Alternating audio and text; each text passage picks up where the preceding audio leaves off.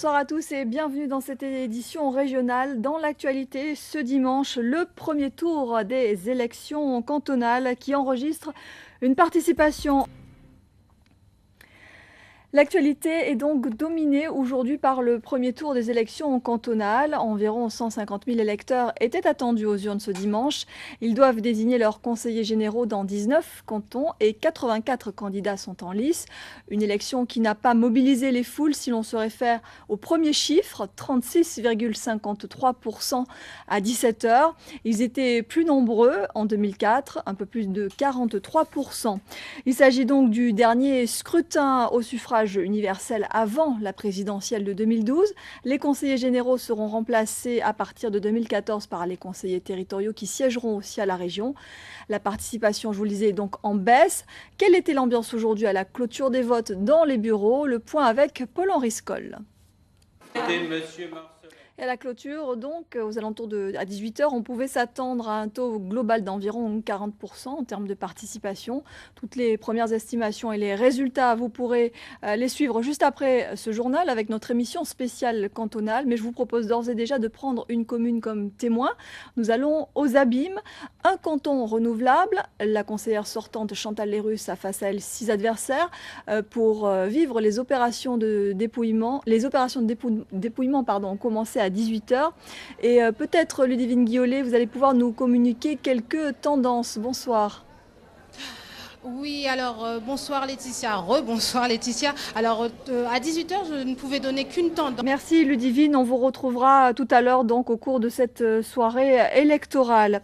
Et puis en Guyane, faible mobilisation également de la part de l'électorat puisqu'à 17 h, le taux de participation affiché 30,72%.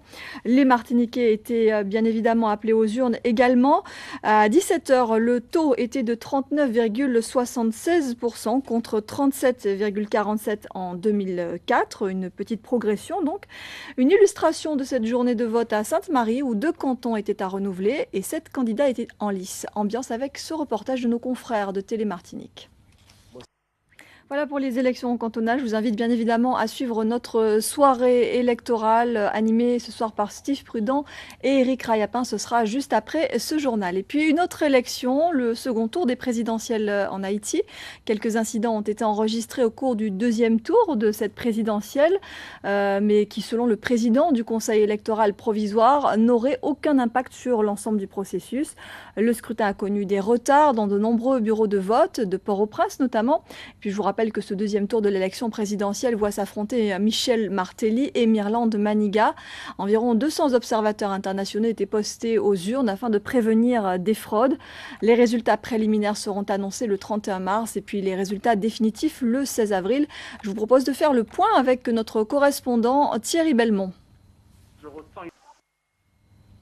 Journée du souvenir hier pour des anciens combattants guadeloupéens. Le cessez-le-feu du 19 mars 1962 a mis fin à 8 ans de guerre en Algérie.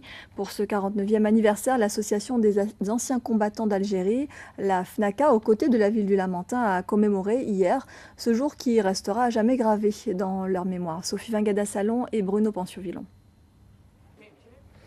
La destination Guadeloupe ne pouvait pas manquer un tel rendez-vous. Le Mondial du tourisme a ouvert ses portes à Paris. Dans un pavillon de 17 000 m², des centaines d'exposants, offices du tourisme ou agences de voyage qui rivalisent d'ingéniosité pour séduire les visiteurs. Parmi les 500 destinations représentées, les Antilles tentent de tirer leur épingle du jeu. Un défi d'envergure alors que la crise en Afrique du Nord et le séisme au Japon agitent le secteur. Kelly Pujard. Un autre salon, mais chez nous cette fois, le salon Black Beauty, comprenez le salon de la beauté noire qui se tient depuis hier. On y trouve, comme chaque année, des professionnels de l'esthétique, de la coiffure, de la mode. Le maquillage a toujours la cote auprès des Guadeloupéennes et le marché des ongles est en pleine expansion, comme nous le montre ce reportage de Christelle Théophile et Bruno Panciovillon. On passe au sport et on débute par l'athlétisme. Jean Abarvrema a remporté hier après-midi la 17e édition des 10 km de Pointe-à-Pitre. Le Kényan s'impose pour la 2e année consécutive en solitaire en un peu plus de 30 minutes. Les Guadeloupéens, d'une manière générale, ont bien figuré. Le résumé de Julien Babel et de Michael Bastide. On poursuit avec du motocross. Bonne nouvelle pour les pilotes. Dimanche prochain, ce sera l'ouverture de la saison 2011. Pour l'occasion, le Guadeloupe Moto Club a présenté hier à la presse un circuit de Merlande complètement remanié. Présentation avec Philippe Grenier. Après le sport, on passe à la culture et cette première en France, Le Bistrot du Coin, un film écrit par Fred Testo du duo Omar et Fred, a été doublé en 6 langues régionales, breton, alsacien, ch'ti, corse, occitan et créole. Une nouveauté dans le monde du cinéma. Le long métrage est à l'affiche depuis mercredi dans 2 salles en région parisienne. Le reportage de Kelly Pujard et Nordine Bensmaïl. À découvrir prochainement dans les salles guadeloupéennes.